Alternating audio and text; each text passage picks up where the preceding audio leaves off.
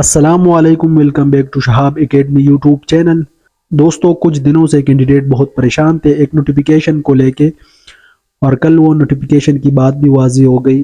4 فروری کو ایک نوٹیفیکیشن آیا تھا کہ سب کا مشترکہ ایک میرٹ لسٹ بنے گا، جس کی وجہ سے بہت سے کینڈیڈیٹ پریشان تھے اور بہت سے 50+ والے بھی پریشان تھے، اور سب کے ساتھ ایک ٹینشن تھا کہ اب کیا ہوگا، کیونکہ وہ نوٹیفیکیشن کچھ واضح نہیں تھی، تو اس لیے بہت سے کینڈیڈیٹ پریشان تھے۔ پھر کل ایٹا والوں سے کنفرم ہو گیا کہ 4 فروری والا جو نوٹیفیکیشن ہے وہ وڈرا کیا گیا، اور اب نئے نوٹیفیکیشن کا انتظار کرے۔ تو واٹس ایپ پہ کچھ دوستوں کے کویسچن تھے اور کچھ اور معلومات آپ لوگوں کو دینی تھی، تاکہ آپ لوگوں کے کویسچن کے جوابات مل سکے۔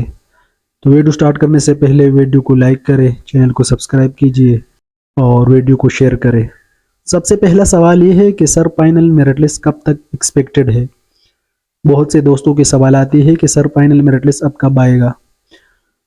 تو ابھی ایسا ہے کہ کل کے بعد اب آپ لوگ اس ویک میں انتظار کر لیں اور ایک نئے نوٹیفیکیشن کا انتظار کر لیں کہ اب یہ کمبائن والا ہوگا یا 50+ کا الگ ہوگا۔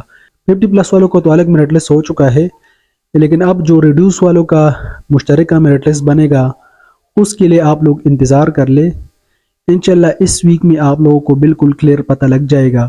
فائنل میرٹ لسٹ انشاءاللہ اس ویک میں ایکسپیکٹڈ ہے، کیونکہ ٹائم بہت زیادہ گزر چکا ہے۔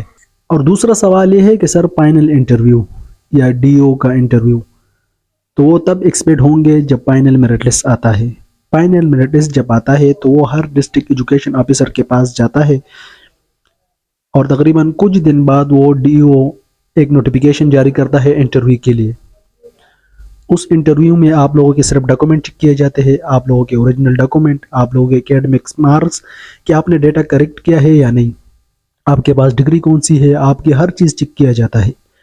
ڈی او کے انٹرویو جب ہو جاتا ہے، پھر ڈی او 3 دن بعد ایک میرٹ لسٹ اپلوڈ کرتا ہے، اور پھر 3 دن دیتے ہیں، اگر اس میرٹ لسٹ میں آپ لوگوں کی کچھ غلطیاں ہے تو آپ نکال سکتے ہو۔